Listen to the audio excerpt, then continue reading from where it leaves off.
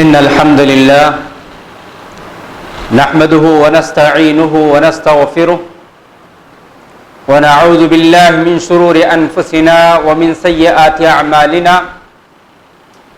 من يهده الله فلا مضل له ومن يضلله فلا هادي له وأشهد أن لا إله إلا الله وحده لا شريك له وأشهد أن محمدًا عبده ورسوله أرسله بالحق بشيرًا ونذيرًا وداعيًا إلى الله بإذنه وسراجًا منيرًا أما بعد فإن خير الحديث كتاب الله وخير الهدي هدي محمد صلى الله عليه وسلم وشر الأمور محدثاتها وكل محدثة بدعة وكل بدعة ضلالة وكل ضلالة في النار أعوذ بالله من الشيطان الرجيم بسم الله الرحمن الرحيم والعصر إن الإنسان لفي قسر إلا الذين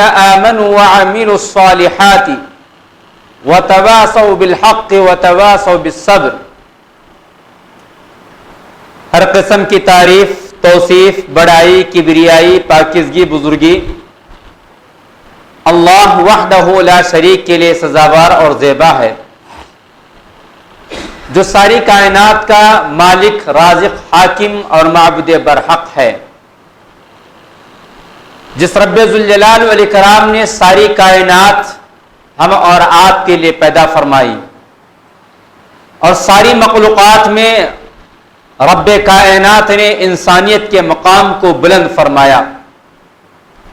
وَلَقَدْ كَرَّمْنَا بَنِي آدم، اور یہی وہ رب ذوالجلال والاکرام ہے جس نے انسانیت کی کامیابی و کامرانی کے لیے حالات اور مواقع کے اعتبار سے انبیاء علیہ السلام کو مبعوث کرتا رہا انسانیت کی کامیابی کے لیے. اور اسی سلسلۃ الذہب کی آخری کڑی کے طور پر رحمت للعالمین، سید المرسلین، امام الانبیاء، شافع محشر، ساقی کوثر، محمد مصطفیٰ صلی اللہ علیہ وسلم کی ذات گرامی ہے، جن کے ذریعے اللہ رب العالمین نے اسلام جیسے عظیم نعمت ہم اور آپ تک من و عن پہنچایا اور اسلام کو مکمل فرمایا رب کائنات نے الیوم اکملت لکم دینکم واتممت علیکم نعمتی ورضیت لکم الاسلام دینا. ایسے نبی پر لا کہا درود و سلام ہو. اللہم صلی علی محمد وعلی آل محمد کما صلیت علی ابراہیم وعلی آل ابراہیم انک حمید مجید. اللہم بارک علی محمد وعلی آل محمد کما بارکت علی ابراہیم وعلی آل ابراہیم انک حمید مجید. معزز علماء کرام، محترم بزرگوں، نوجوانان اسلام، معصوم بچوں اور پردہ نشین میری اسلامی مائیں اور بہنیں، قرآن کریم کی ایک سورت کریمہ میں نے آپ کے سامنے پیش کی حمد و ثنا کے بعد. در حقیقت قرآن کریم کی یہ سورت جس کا پہلا لفظ اللہ رب العالمین نے قسم کے ذریعے شروع کیا، اس سورت کی بڑی فضیلت واقع ہوئی ہے. امام شافعی رحمۃ اللہ علیہ کا کہنا ہے کہ اگر اللہ رب العالمین انسانیت کے حجت کے لیے مکمل قرآن مجید نازل نہ فرماتا، صرف اسی ایک سورت کریمہ کو اگر نازل فرما دیتا تو حجت قائم ہو جاتی.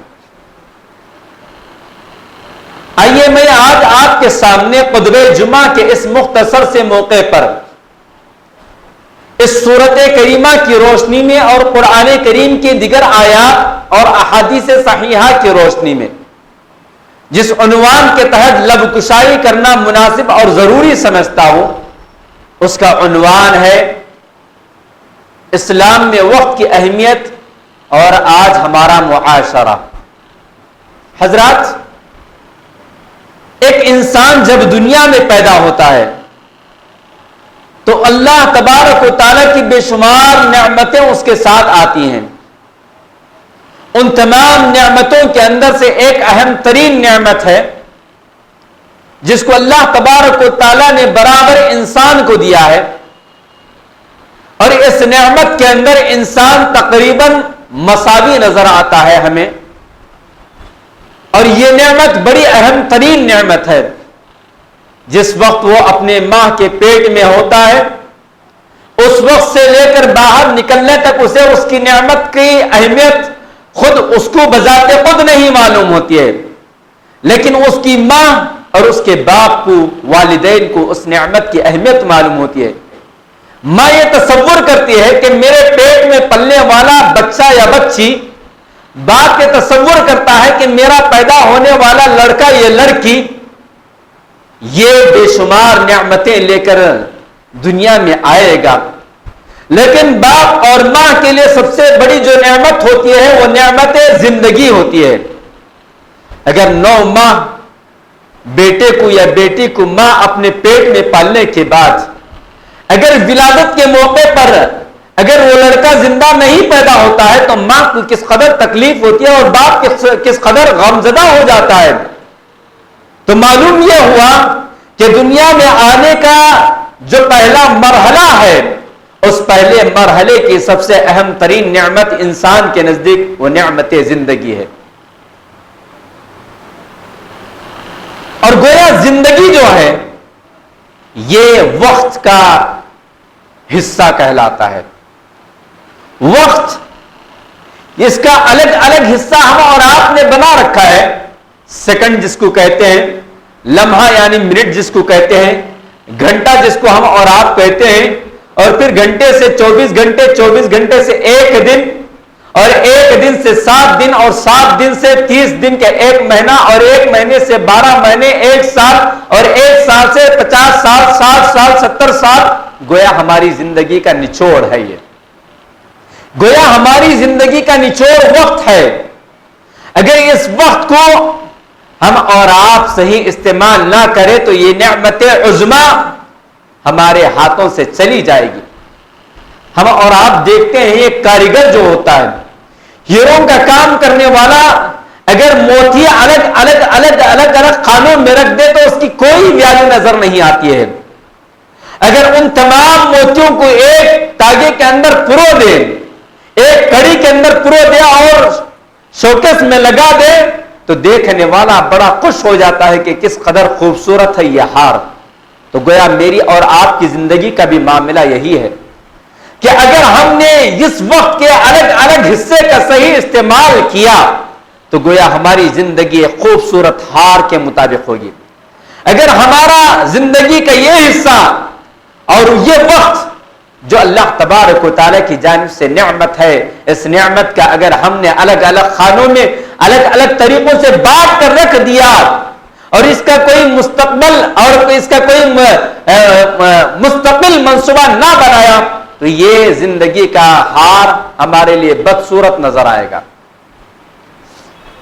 تو گویا اللہ رب العالمین نے زندگی کو نعمت قرار دیا، اور زندگی جو اللہ تبارک و تعالیٰ کی امانت ہمارے پاس ہے، یہ امانت کا نچوڑ وقت ہے، اس نعمت کا نچوڑ وقت ہے. اور پھر میں نے حمد و صلات کے درمیان میں اسلام کے تعلق سے کہا الیوم اکملت لکم نعمتی ورضیت لکم الاسلام دینا، کہ میں نے آج کے دن تمہارے لیے دین کو مکمل کر دیا. اور اس دین کے تعلق سے اللہ نے نعمت سے تعبیر کیا، نعمتی میری نعمت، ورضیت لکم الاسلام دینا، اور تمہارے لیے میرے نزدیک اگر کوئی پسندیدہ دین ہے جس سے میں اپنی رضامندی کا اظہار کرتا ہوں تو دین اسلام ہے. نعمت عظمیٰ یا نعمت کبریٰ اگر اسلام ہے تو انسان کو اس اسلام کو پانے کے لیے جو مہلت دی گئی ہے وہ بھی ایک بڑی نعمت زندگی کے اعتبار سے ملی ہوئی ہے. حضرات، اسلام کے اندر وقت کی بڑی قدر و قیمت بتائی گئی ہے. بے شمار آیات ہمیں اور آپ کو قرآن کریم کے اندر ملتی ہیں. وقت کی اہمیت اس قدر ملتی ہے کہ اللہ تبارک و تعالیٰ نے قرآن کریم کے اس چھوٹے سے سورت کے اندر وقت کی عمومی طور پر قسم کھائی، کہا والعصر ان الانسان لفی خسر، قسم ہے زمانے کی، قسم ہے زمانے کی، در حقیقت انسان گھاٹے اور خسارے کے اندر مبتلا ہے۔ اس آیت کریمہ کے اندر اللہ تبارک و تعالیٰ نے سارے زمانے کی قسم کھائی، اور زمانہ وقت ہی سے بنتا ہے۔ ہم اور آپ کہتے ہیں ایک زمانے کی بات ہے، مطلب چند سالوں کی جو بات ہوتی ہے، چند سالوں کا جو واقعہ ہوتا ہے، ہم کیا کہتے ہیں؟ زمانہ ہوا اس واقعے کو گزرے، زمانہ ہوا اس بات کو گزرے۔ یہ زمانہ کیسے بنتا ہے؟ اسی وقت سے بنتا ہے، اسی سیکنڈ سے بنتا ہے، اسی لمحے سے بنتا ہے، اسی گھنٹے سے بنتا ہے، اسی دن اور اسی رات سے بنتا ہے، اسی ہفتے سے بنتا ہے، اسی مہینے سے بنتا ہے، اور اسی سال سے بنتا ہے۔ تو گویا اللہ تبارک و تعالیٰ نے عمومی طور پر زمانے کی قسم کھائی، والعصر کہا، اور قرآن کریم کا بڑا نرالا انداز ہے، رب العالمین کے بیان کرنے کا نرالا انداز پایا جاتا ہے۔ اور جب کہ اللہ تبارک و تعالیٰ کا کوئی بھی لفظ انسانیت کی اہمیت کے لیے، انسانیت کو جاننے کے لیے بڑا اہم ہوتا ہے، انسانیت کی زندگی کے کائے کو پلٹنے کے لیے ایک ایک لفظ بڑا اہم ہوتا ہے، باوجود اس کے قرآن کریم کا اگر ہم مطالعہ کرتے ہیں تو اللہ تبارک و تعالیٰ نے مختلف اوقات میں مختلف احکام اور مختلف حالات کا ذکر کرنے کے لیے اللہ تبارک و تعالیٰ نے قسم کھائی ہے، قسم کھائی اللہ تبارک و تعالیٰ نے۔ اسی طرح جب زمانے کا ذکر کرنے کی نوبت آئی تو اللہ نے کہا والعصر، قسم ہے زمانے کی، ان الانسان لفی خسر، تحقیق کے انسان گھاٹے اور خسارے کے اندر مبتلا ہے، سوائے اس آدمی کے، سوائے اس گروپ کے، سوائے ان لوگوں کے، الا الذین آمنوا، جو کہ ایمان لے آئے، وعملوا الصالحات، اور نیک عمل کیے، وتواصوا بالحق، اور حق کی تلقین کرتے رہے، وتواصوا بالصبر، اور صبر کی تلقین کرتے رہے۔ تو اللہ تبارک و تعالیٰ نے ان آیات کے اندر کامیاب آدمی کون ہے اس کا مقام بتا دیا، اس کے اصول بتا دیا۔ کامیاب وہ ہے جو ایمان لے آیا، گھاٹے اور خسارے سے وہ نکل جائے گا۔ زمانے کے اندر پائے جانے والا جو گھاٹا اور خسارہ ہے اس سے وہ آدمی نکل جائے گا جس نے ایمان لے آیا، اور ایمان لانے کے بعد عمل صالح اختیار کیا، اور عمل صالح کے بعد میدان دعوت کو لازم پکڑا، اور میدان دعوت کو لازم پکڑنے کے بعد میدان دعوت کے اندر آنے والے مصائب اور میدان دعوت میں آنے والے مصیبت اور آزمائشوں پر صبر سے کام لیتا رہا، اور دوسرے ساتھیوں کو صبر کی تلقین کرتا رہا، تو گویا یہ آدمی کامیاب ہے۔ اللہ تبارک و تعالیٰ نے قرآن کریم کے اندر کبھی رات کی قسم کھائی۔ اس آیت میں میں نے آپ کو عمومی قسم، عمومی وقت کا تذکرہ بتایا جس میں اللہ تبارک و تعالیٰ نے قسم کے ذریعے کہا والعصر۔ اس کے بعد ہمیں یہ بات بھی معلوم ہوتی ہے کہ اللہ تبارک و تعالیٰ نے مختلف اوقات کی قسم کھائی، کبھی رات کی قسم کھائی، واللیل کہا، قسم ہے رات کی، والضحیٰ، کبھی چاش کے وقت کی قسم کھائی، قسم ہے چاش کے وقت کی، اور کبھی اللہ تبارک و تعالیٰ نے عصر کے وقت کی قسم کھایا، اور کبھی اللہ تبارک و تعالیٰ نے دن کی قسم کھایا، کبھی رات کی قسم کھایا۔ ان تمام ایک دن کے کئی حصوں کی قسمیں کھا کر اللہ تبارک و تعالیٰ نے انسانیت کے سامنے وقت کی قدر و قیمت کو اجاگر کیا کہ اے میرے بندو، تمہارے سامنے میری جو نعمت ہے، زندگی کی نعمت، وہ نعمت بڑی اہم ترین نعمت ہے۔ اس لیے کہ اللہ تبارک و تعالیٰ نے اس نعمت کو مقید کر کے رکھ دیا ہے، اس نعمت کو قید کر کے رکھ دیا ہے۔ کسی کو 60 سال، کسی کو 70 سال، کسی کو 50 سال، کسی کو 4 سال، کسی کو 100 سال، لیکن اس نعمت کو اللہ تبارک و تعالیٰ نے مقید کر کے رکھ دیا ہے، محدود کر کے رکھ دیا ہے۔ یہ انفرادی معاملہ ہے کہ اللہ تبارک و تعالیٰ کسی کو 70 دیتا ہے تو کسی کو 30 دیتا ہے، اور کسی کو 30 سیکنڈ دیتا ہے۔ لیکن اس مقید شدہ نعمت سے فائدہ اٹھانا ایک عقل مند انسان کی علامت ہے، ایک بندے مومن کی صفت ہے کہ اس سے کس قدر فائدہ اٹھا سکتا ہے۔ حضرات، وقت کی اہمیت کو جاننے کے لیے ایک مثال میں آپ کو دیتا چلوں. ابھی ہمارا یہ جو سیزن چل رہا ہے، خصوصیت کے ساتھ طلبہ اور طالبات اسٹوڈنٹس کے لیے ایگزام کا حال چل رہا ہے، ایگزام کا زمانہ چل رہا ہے، امتحانات کا زمانہ چل رہا ہے. امتحانات لکھنے کے لیے، امتحانات کی تیاری کرنے کے لیے 1 سال کا وقت ملتا ہے، پڑھنے کے لیے، سمجھنے کے لیے، جاننے کے لیے، یاد کرنے کے لیے.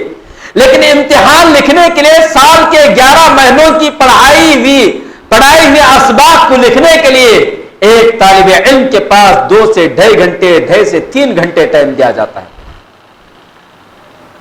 کامیاب طالب علم وہ ہے جس نے سال بھر زندگی ایک اچھے مثالی طالب علم کے حیثیت سے گزاری، لیکن ان 3 گھنٹوں کے ملے ہوئے وقت کا اگر وہ صحیح استعمال نہیں کرتا ہے تو سال کے 11 مہینوں کی اس کی محنت اکارت اور بیکار ہو جاتی ہے.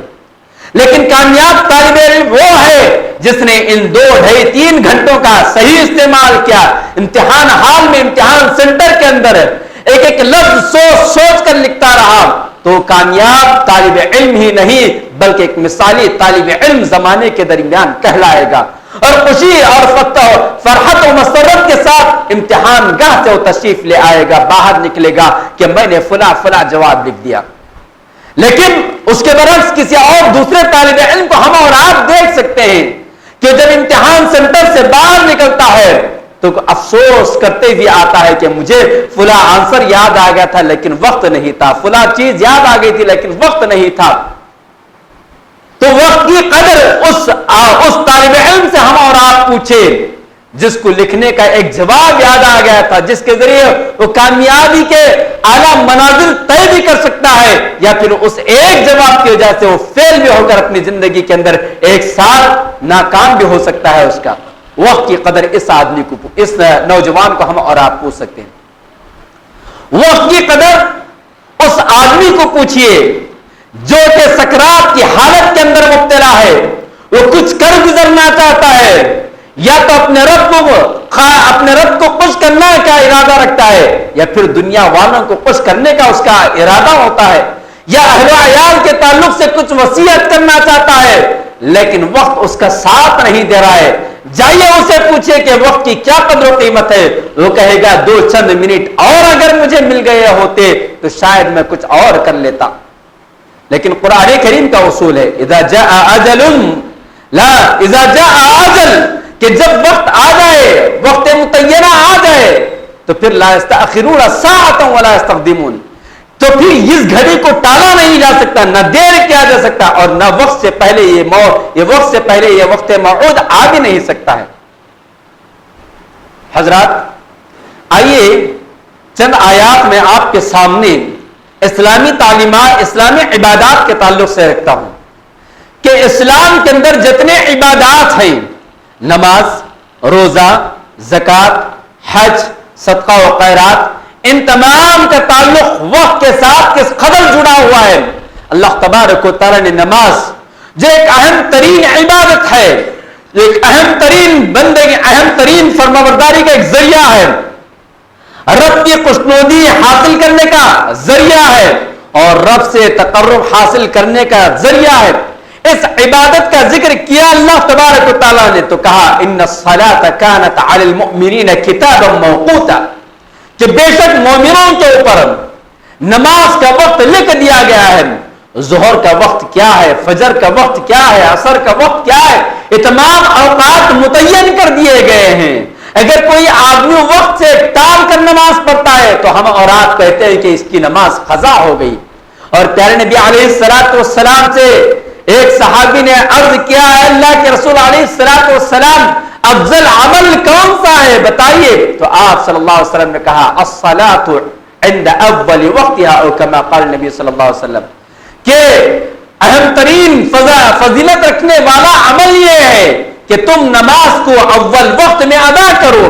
تو گویا نماز کا تعلق وقت سے جڑا ہوا ہے، روزے کا تعلق وقت سے جڑا ہوا ہے. یا ایھا الذین آمنوا کتب علیکم الصیام کما کتب علی الذین من قبلکم لعلکم تتقون، جہاں روزے کی غرض و غایت تقوی بتایا گیا، اس اہم ترین عبادت کا تعلق بھی وقت سے جڑا ہوا ہے کہ کلو واشربو حتی یتبین لهم الخیط الابیض من الابیض، کہ کھاؤ اور پیو۔ سحری کا وقت یہاں بتایا گیا کہ ایسی بات نہیں ہے کہ تم صبح سے شام تک کھاتے رہو، بلکہ ایک وقت مقرر تک تم کھاتے رہو، اور جب وہ وقت ختم ہو جائے تو کھانا اور پینا بند کرو، اور پھر جب روزہ رکھو تو رات کا ایک حصہ ایسا، شام کا ایک حصہ ایسا آئے گا کہ سورج ڈوبتے ہی تم افطار کر لیا کرو۔ پیارے نبی علیہ السلام نے کہا میری امت خیر پر رہے گی اس وقت تک جب تک کہ وہ افطار میں جلدی کرے گی۔ افطار میں جلدی کا مطلب سورج ڈوبتے ہوئے۔ تو گویا میں ان مثالوں کے ذریعے اس بات کی وضاحت کرنا چاہتا ہوں کہ وقت کا تعلق اسلامی عبادات سے کس قدر جڑا اور مضبوط ہے۔ اور پھر اس کے ساتھ ساتھ زکوٰۃ کا معاملہ۔ زکوٰۃ صاحب نصاب ہونے کے لیے، صاحب حیثیت ہونے کے لیے جہاں مال و دولت کا ایک نصاب مقرر کیا گیا، اس کے ساتھ ساتھ وقت بھی متعین کیا گیا کہ نصاب آج میرے پاس ہے 1 کروڑ 2 کروڑ 1 لاکھ 2 لاکھ، اور پھر سونے کے اعتبار سے میرے پاس پیسہ موجود ہے، سونا بھی موجود ہے، لیکن اگر اس کے اوپر 1 سال کا وقت نہیں گزرا ہے تو میں صاحب نصاب نہیں بن سکتا، میرے اوپر زکوٰۃ واجب نہیں ہو سکتی۔ تو جہاں مال طے ہے صاحب نصاب ہونے کے لیے، وہیں پر وقت بھی طے ہے۔ اور اسی طرح حج کا معاملہ، الحج اشہر معلومات، کہ حج چند چنندہ ایام کے اندر مہینہ طے، وقت طے، ایام طے، ساری کی ساری چیزیں حج کے لیے بھی طے شدہ ہے کہ رات میں منا میں کب گزارنا ہے، عرفہ میں کب گزارنا ہے، مزدلفہ میں کب گزارنا ہے، کب نکلنا ہے، کن اوقات میں آپ کو نماز پڑھنا ہے، کب کنکری مارنا ہے، کب پھتری مارنا ہے، اور کب آپ احرام اتار سکتے ہیں، یہ ساری کی ساری چیزیں وقت کے ساتھ طے ہیں۔ حضرات، سوال یہ پیدا ہوتا ہے کہ اگر اسلام نے اپنی عبادات کے ساتھ وقت کو اس قدر باندھ کر رکھ دیا ہے، تو کیا بحیثیت انسان ہمارے پاس بھی وقت کی کوئی قدر و قیمت ہے؟ افسوس اس بات کا ہوتا ہے مجھے جواب دیتے ہوئے کہ آج انسان کے پاس وقت کی کوئی قدر و قیمت نہیں۔ آج سے 1435 یا 1437 سال پہلے ہی پیارے نبی علیہ السلام نے اس نعمت کبریٰ کے تعلق سے کہہ دیا تھا واضح انداز میں۔ حضرت عبداللہ ابن عباس رضی اللہ تعالیٰ عنہ اس حدیث کے راوی ہیں، وہ کہتے ہیں پیارے نبی علیہ السلام نے فرمایا نعمتان مغبوب کثیر فیہما، کہ 2 نعمتیں ایسی ہیں جس کے تعلق سے انسانیت کی ایک بڑی تعداد ہمیشہ دھوکے کا شکار ہوئی ہے، ہمیشہ غبن کا شکار ہوئی ہے، ہمیشہ دھوکے کی ٹٹی میں پڑی ہوئی ہے۔ 2 نعمتیں ایسی ہیں، الفراغ والصحہ، کہ ایک صحت ہے اور دوسرا جو ہے وہ فراغت کا وقت ہے، خالی اوقات ہے۔ تو وقت کی قدر و قیمت آج ہماری زندگیوں سے ختم ہو گئی ہے۔ حضرات، وقت کو سمجھنے کے لیے ایک چھوٹی مثال میں آپ کو دیتا ہوں۔ یہ میری جو سانس چل رہی ہے، اگر یہ آئی ہوئی سانس رک جائے یا اندر گئی ہوئی سانس باہر نہ آئے تو ختم ہو گیا میرا وقت، میری زندگی ختم۔ تو گویا ہماری آنے والی جو سانس ہے یہی وقت ہے، ہماری جانے والی جو سانس ہے یہی وقت ہے۔ اندر گئی ہوئی سانس اگر باہر نہ آئے، رک جائے تو ختم زندگی کا معاملہ، اگر باہر آنے والی سانس پھر اندر نہ جائے تو ختم زندگی کا معاملہ۔ ہم اور آپ کتنے واقعات سنتے ہیں، کتنے واقعات دیکھتے ہیں، کتنی چیزیں سنتے ہیں۔ ارے ابھی ہمارے ساتھ چائے نوشی ہوئی، ارے ابھی ہمارے ساتھ نماز جمعہ ہو، ارے ابھی ہمارے ساتھ بیٹھے تھے، ہمارے محفل میں تھے، کیا ہوا؟ چلے گئے۔ کہاں؟ جہاں سے آئے تھے وہاں چلے گئے، جہاں سے آئے تھے وہاں چلے گئے۔ کب؟ چند سیکنڈ پہلے، کب؟ چند منٹ پہلے، کب؟ چند گھنٹے پہلے۔ نہیں ہو سکتا، یقین نہیں ہو سکتا۔ کتنی خبریں فون کے ذریعے، کتنی خبریں اخباروں کے ذریعے ہم اور آپ سنتے ہیں، دور کی باتیں نہیں، اپنے عزیز و اقارب کے سنتے ہیں، اپنے دوست احباب کے سنتے ہیں کہ نہیں بھائی 5 منٹ پہلے میں نے انہیں جاتے ہوئے دیکھا، 5 منٹ پہلے میں نے انہیں سلام کرتے ہوئے دیکھا۔ کیا ہوا؟ ہارٹ آ گیا۔ کیا ہوا؟ ठोकर लग गई, क्या हुआ, फुला हो गया। ये सब बहाने हैं जिंदगी के खत्म होने के लिए, ये सब बहाने हैं जिंदगी के खत्म होने के लिए। और जब जिंदगी खत्म तो सारा का सारा मामला खत्म। हजरात, वक्त बहुत ही अहम तरीन चीज है।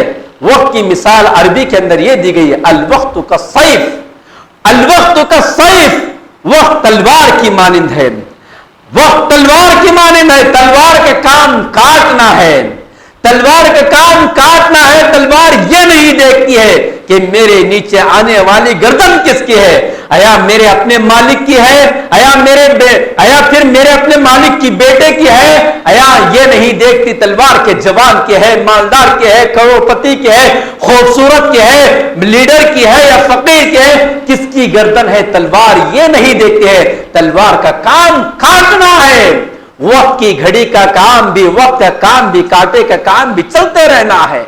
कौन इस्तेमाल कर रहा है, कौन फायदा उठा रहा है, कौन किस कदर उससे मुस्तफिज हो रहा है, घड़ी का काम, कांटे का काम ये नहीं है, बराबर वो चलते चलते चलते ही रहेगा।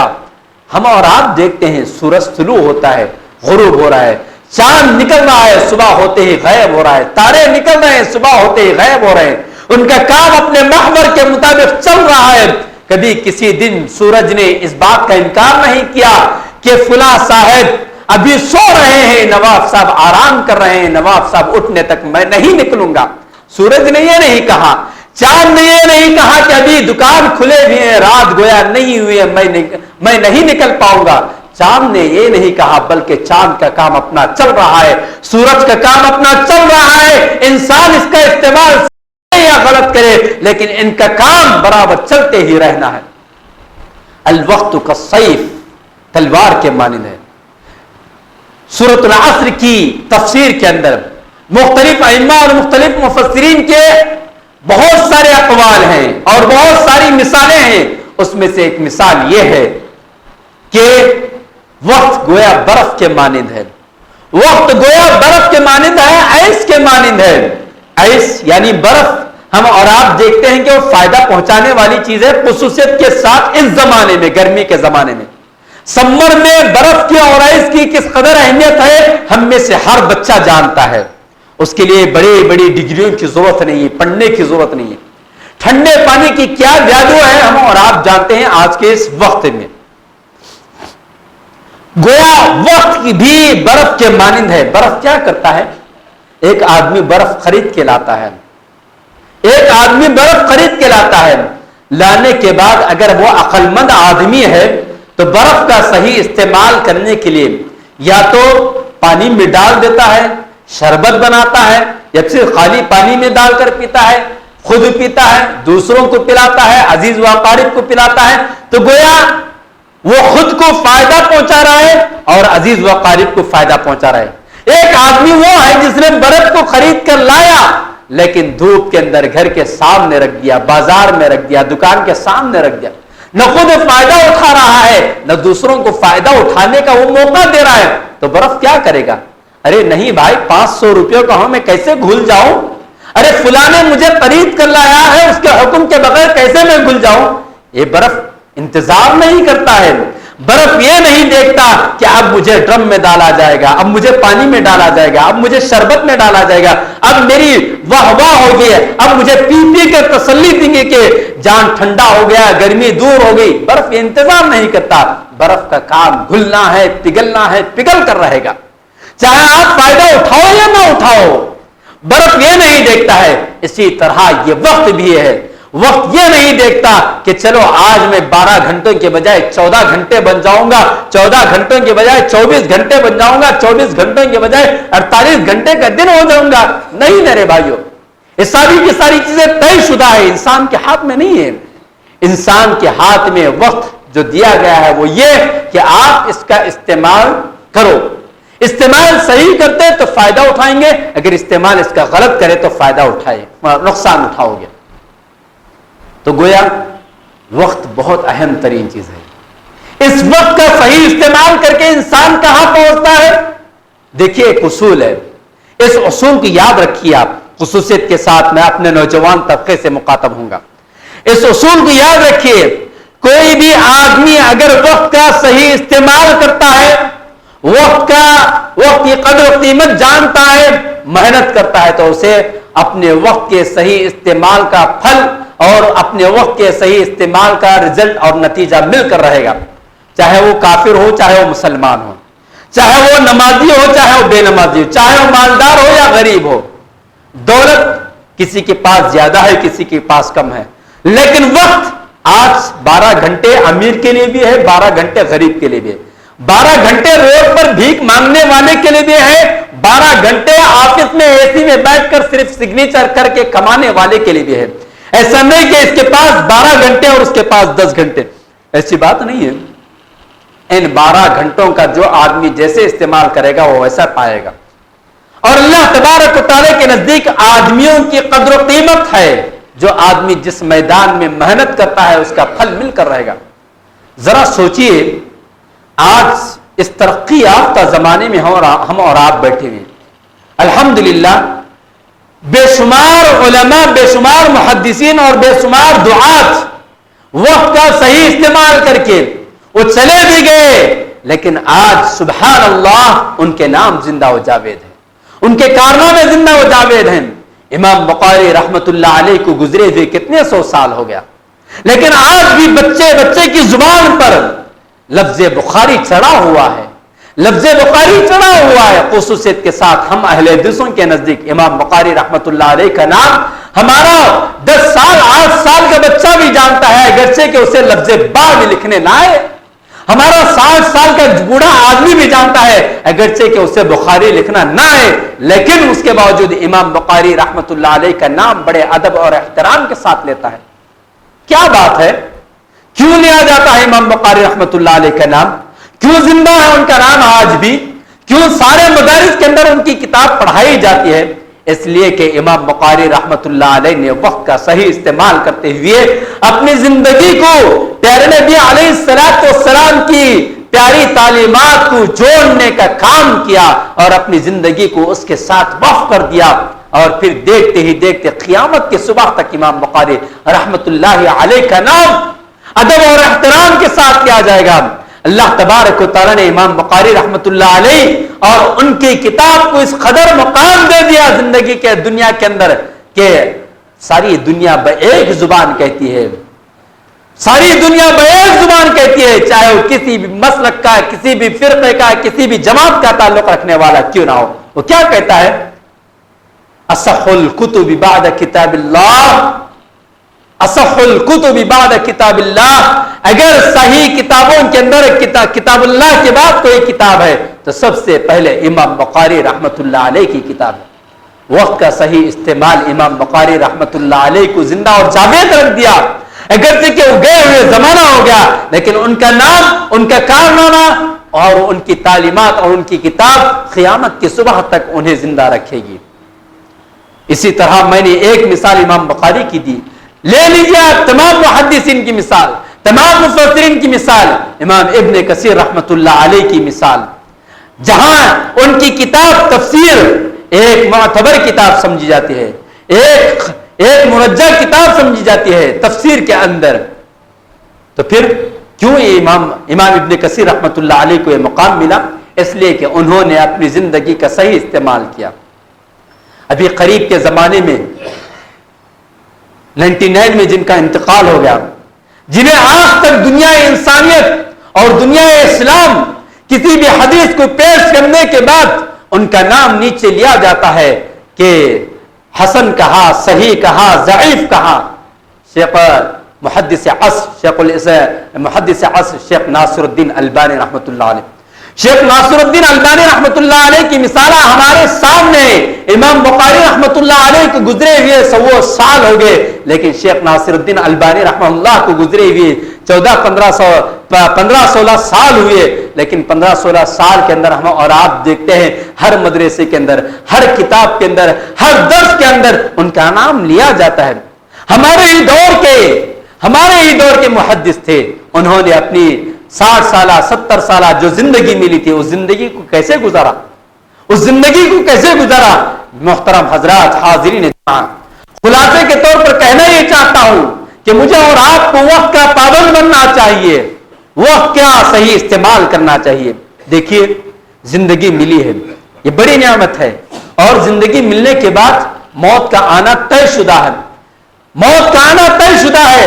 دنیا کے اندر ایسے ایسے ناکارہ لوگ پیدا ہوئے، کسی نے رب کا انکار کیا، کسی نے رسولوں کا انکار کیا، کسی نے آخرت کا انکار کیا، کسی نے اپنے آپ کو خدا ہونے کا، رب ہونے کا دعویٰ بھی کیا، انا ربکم الاعلی کا دعویٰ بھی کیا، لیکن آج تک کوئی دعویٰ کرنے والا پیدا نہیں ہوا تو یہ دعویٰ نہیں کر سکا کہ میں پیدا ہوا تو مجھے موت نہیں ہے۔ موت ہر ایک کو آنی ہے، کل نفس ذائقۃ الموت، لیکن کامیاب آدمی وہ ہے جو موت کے بعد بھی ایسا کارنامہ انجام دے جائے کہ موت کے بعد بھی اس کے لیے صدقہ جاریہ بن جائے۔ پیارے نبی علیہ السلام کی حدیث ہے، آپ صلی اللہ علیہ وسلم نے کہا اذا مات الانسان انقطع عملہ، کہ جب انسان مر جاتا ہے تو اس کے نیک اعمال کے دروازے بند ہو جاتے ہیں، لیکن تین راستے اس کے اعمال کے جاری ہونے کے راستے آپ صلی اللہ علیہ وسلم نے کہا، وہ یہ کہ او علم ينتفع به، ایسا علم اس نے چھوڑ گیا، ایسا علم اس نے پھیلا کر گیا جس سے لوگ فائدہ اٹھاتے ہو، اور پھر او صدقۃ جاریہ، یا صدقہ جاریہ، اور ولد صالح يدعو لها، یا نیک اولاد جو اس کے والدین کے حق میں، مرنے والے کے حق میں دعائیں کرے۔ یہ تین راستے ہیں جو صبح قیامت تک مجھے اور آپ کو فائدہ پہنچا سکتے ہیں۔ حضرات، وقت اس بات کی اجازت نہیں دیتا کہ اور بھی میں آپ کے سامنے تفصیلاً ذکر کروں، لیکن ایک حدیث اور اس کا ترجمہ اور ہمارے نوجوانوں کا ایک نذرانہ آپ کے سامنے 2 منٹ کے اندر پیش کر کر اپنی بات کو ختم کروں گا۔ آپ علیہ السلام کی حدیث ہے، حضرت عبداللہ بن مسعود رضی اللہ تعالیٰ عنہ اس حدیث کے راوی ہیں، اور صحیح حدیث ہے۔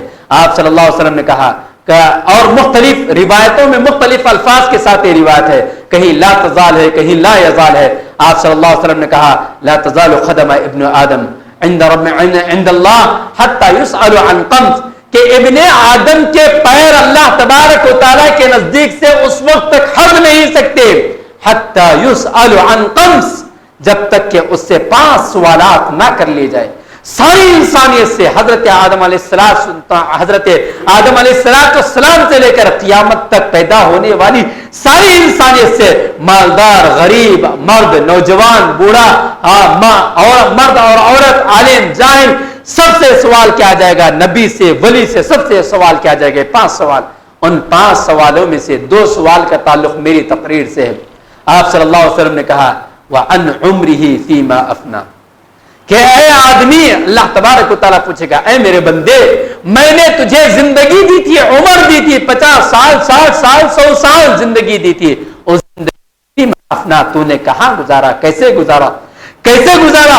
کیا اللہ تعالیٰ کی بندگی میں گزارا یا نافرمانی میں گزارا؟ اگر ایک سوال تھا تو کافی تھا زندگی کے لیے۔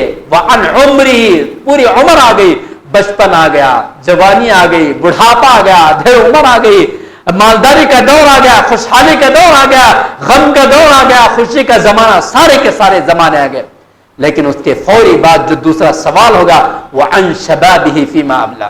نوجوانوں، یاد رکھو تمہاری جوانی کا سوال کیا جائے گا رب کے دربار میں۔ جوانوں سوچو اس دن میرا کیا عالم ہوگا جب جوانی کے تعلق سے سوال کیا جائے گا، جوانوں تمہارا وقت کہاں گزرا، تو کیا جواب دیں گے؟ رات ہماری نکھڑوں پر گزری، رات ہماری ہوٹلوں پر گزری، رات ہماری نیٹ کیفوں پر گزری، رات ہماری واٹس ایپ میں گزری، رات ہماری فیس بک میں گزری، ہماری چیٹنگ میں گزری، شام ہماری عیاشی میں گزری۔ کیا یہ جواب ہم اور آپ دے سکتے ہیں؟ جوانوں یاد رکھو جوانی کی بڑی قدر و قیمت ہے، جوانی کا جو زمانہ ہے اس کی بڑی قدر و قیمت ہے۔ ان 7 آدمیوں کے تعلق سے آپ نے حدیث سنا ہوگا جس میں آپ صلی اللہ علیہ وسلم نے کہا بڑے خوش نصیب وہ 7 افراد ہیں جنہیں رب کے عرش کے سائے میں جگہ ملے گی۔ اس میں سے ایک وہ نوجوان بھی ہے جو اللہ تبارک و تعالیٰ کا ڈر اور خوف پا کر عیاشیہ اور عیش و عشرت کے کام چھوڑ دیا تھا۔ میرے نوجوان بھائیوں، آپ سے درخواست ہے کہ آج کا ہمارا مسلم معاشرہ سب سے بڑی ناقدری جس چیز کی کر رہا ہے وہ وقت کی کر رہا ہے۔ ہاں، اس کے برعکس میں نے ایک مثال آپ کے سامنے دیتا دوسری جانب چلا گیا، امام بخاری کی مثال دیا۔ ایک مثال میں آپ کو یہ دینا چاہتا تھا کہ جس واٹس ایپ کو آپ استعمال کر رہے ہیں، جس فیس بک کو آپ استعمال کر رہے ہیں، جس نیٹ کو آپ استعمال کر رہے ہیں، یہ سب کس نے بنایا؟ یہ سب کس نے بنایا؟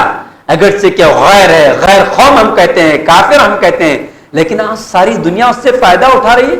اگرچہ کہ فائدہ اٹھانے والوں میں غلط فائدہ بھی اٹھا رہے ہیں اور فائدہ بھی اٹھا رہے ہیں۔ آج یہ ہمارا خطبہ، یہ آج ہمارے اشتہارات، سب کچھ اسی واٹس ایپ کے ذریعے سیکنڈوں کے اندر پوری دنیا دیکھ رہی ہے۔ اس کا بنانے والا کون ہے؟ اس کے پیچھے محنت کرنے والا کون ہے؟ کیوں؟ اگر وہ محنت کرتا ہے تو اس سے پھل ملے اور ہم محنت نہ کریں پھل ملے، ایسا نہیں ہو سکتا ہے۔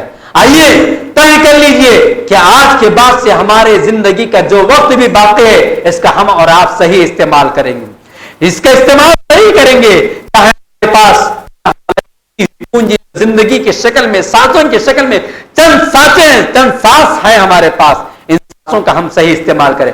ہر آنے والا سورج انسان کو اس پہ یہ پیغام دے رہا ہے کہ دیکھو آج کا دن تمہارے پاس باقی ہے، جو کچھ کرنا ہے کر لو۔